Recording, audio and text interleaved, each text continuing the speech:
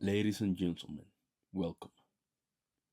Today we present a landmark case before the International Criminal Court, the prosecutor versus Ahmad Al-Faki Al-Mahdi. The subject of this case is Mr. Ahmad Al-Faki Al-Mahdi, also known as Abu Turab, born in Agoun in the Timbuktu region of Mali. This decision was handed down by the Trial Chamber 8, composed of a panel of distinguished judges: Judge Raul Pangalangan, presiding judge; Judge Antonie Kesia Mbe Mindua, and Judge Bertram Smith. The prosecution was led by the Office of Prosecutor, headed by Ms. Fatou Bensouda. Why is this case unique? Because it is the first judgment in the history of international justice to convict an individual of the war crime of deliberate destruction of cultural and religious heritage. A verdict that protects not only stones, but the soul of a nation. Buenos días a todos. Hoy analizaremos una de las sentencias más importantes en el contexto de la justicia penal internacional, el caso del fiscal contra Ahmad Al-Faki Al-Mahdi. Este fallo proferido el 27 de septiembre de 2016 por la Sala Primera Instancia Octava de la Corte Penal Internacional no es una decisión más. Básicamente representa un hito dentro de la historia de la justicia penal internacional por tres razones fundamentales. La número uno es que es la primera sentencia que emite la Corte condenando por un crimen de guerra de atacar monumentos históricos y edificios como cargo principal. En segunda razón podemos encontrar que un acusado admite la responsabilidad ante el tribunal bajo el procedimiento del artículo 65 del Estatuto de Roma. Y tercero, y quizá la más trascendental, es que esta sentencia eleva la protección de la herencia cultural a la categoría más alta, pues reconoce que destruir el patrimonio, en esencia, es un intento de aniquilar con el alma de un pueblo. Ya situándonos en los antecedentes, debemos ubicarnos en el año 2012 en la República de Mali, que está situada al oeste del continente africano. Todo sucede en medio de una toma armada de grupos extremistas, específicamente de Ansar Dine y Al Qaeda, que tomaron el control de Tombuctú, y que es importante destacar que para estos grupos extremistas es importante la zona del Magreb africano, que es al norte, y la zona del Sahel, donde se encuentra Mali.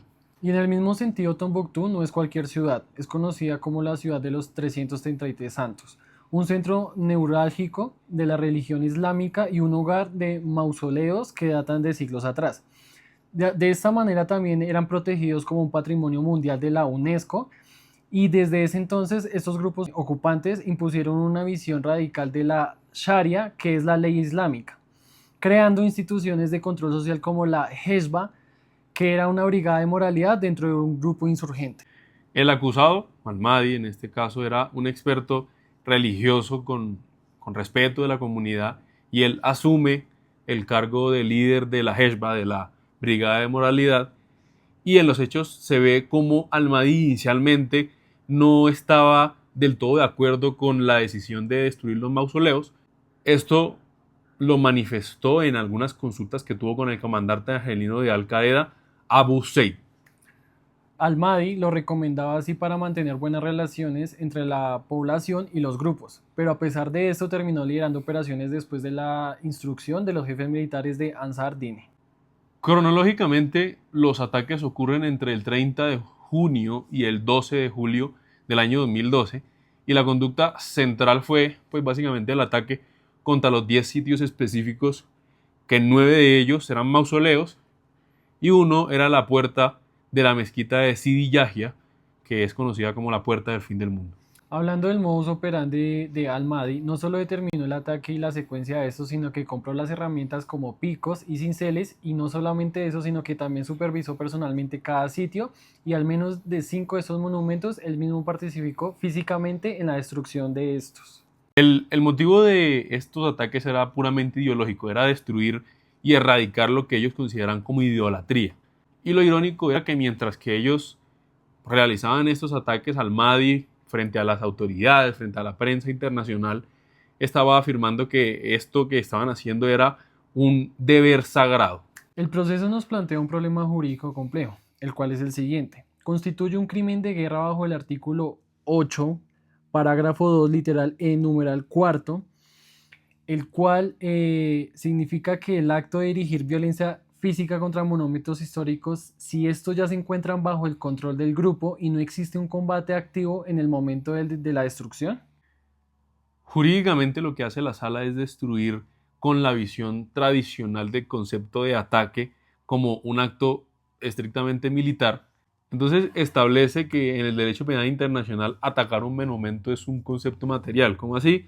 Que es el acto de ejercer violencia física para destruir la memoria de un pueblo a través de pues, la destrucción de estas figuras culturales, sin importar si se hace en medio de una guerra, una batalla, o si es mediante una demolición cuando ya los grupos tienen tomados los sitios, las plazas. Hablando de este caso, podemos decir que es un modelo de economía procesal. Al-Mahdi admitió su culpabilidad voluntariamente después de consultar con su defensa.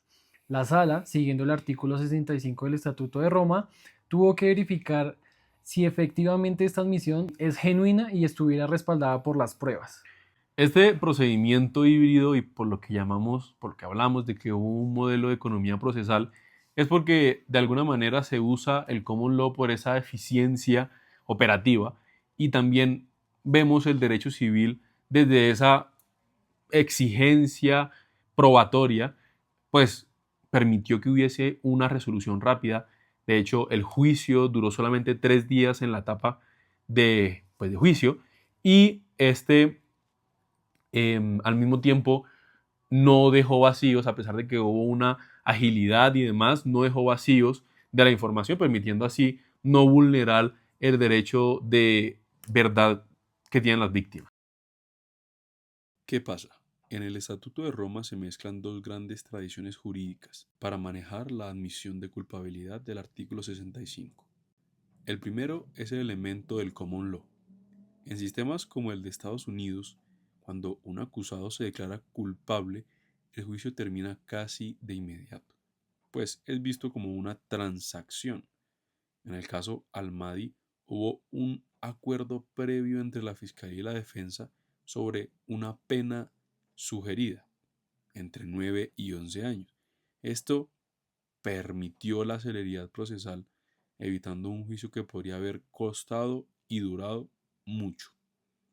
El segundo es el elemento del civil law, del derecho continental, del derecho romano, pues a diferencia del sistema estadounidense, para la Corte Penal Internacional el juez no es un simple espectador del acuerdo.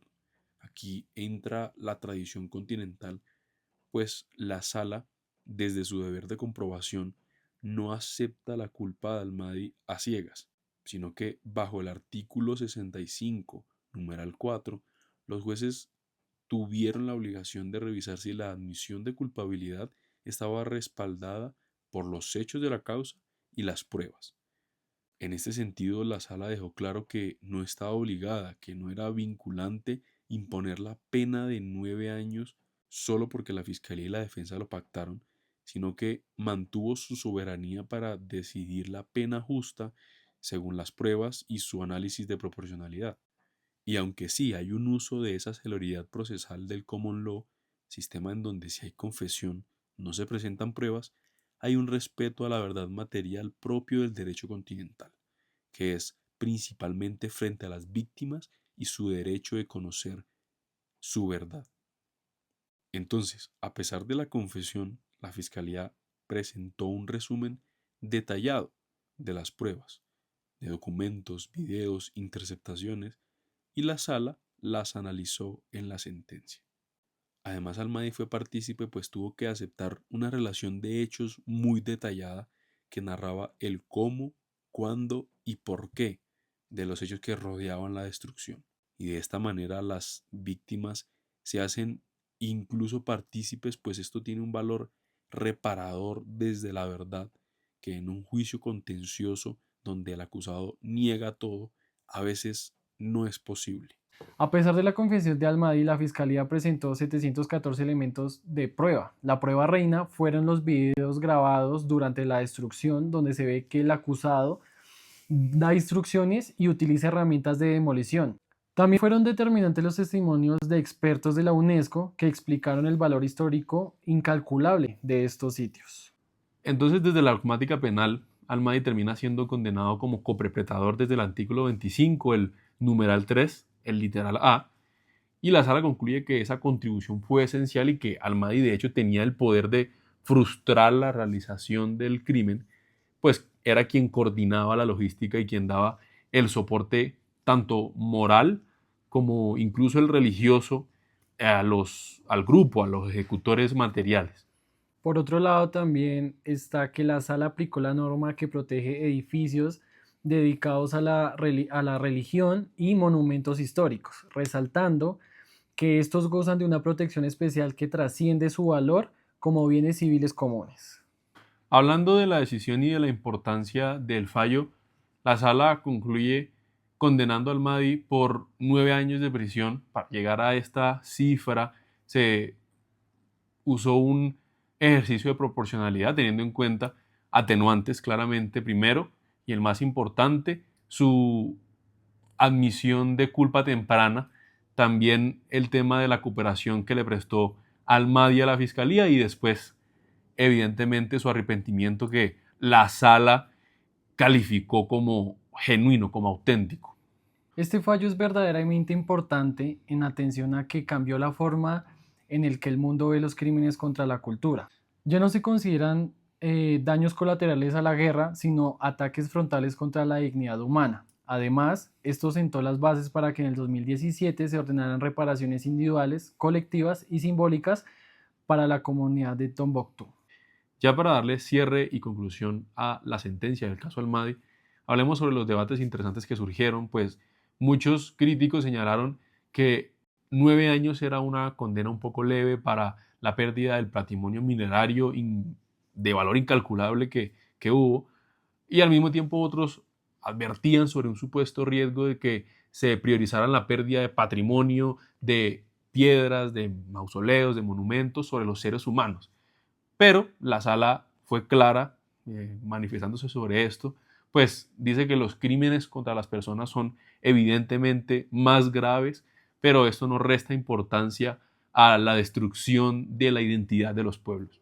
Para concluir, la sentencia Almadi nos recuerda que la justicia internacional tiene el deber de proteger no solo el presente de las poblaciones, sino también su pasado.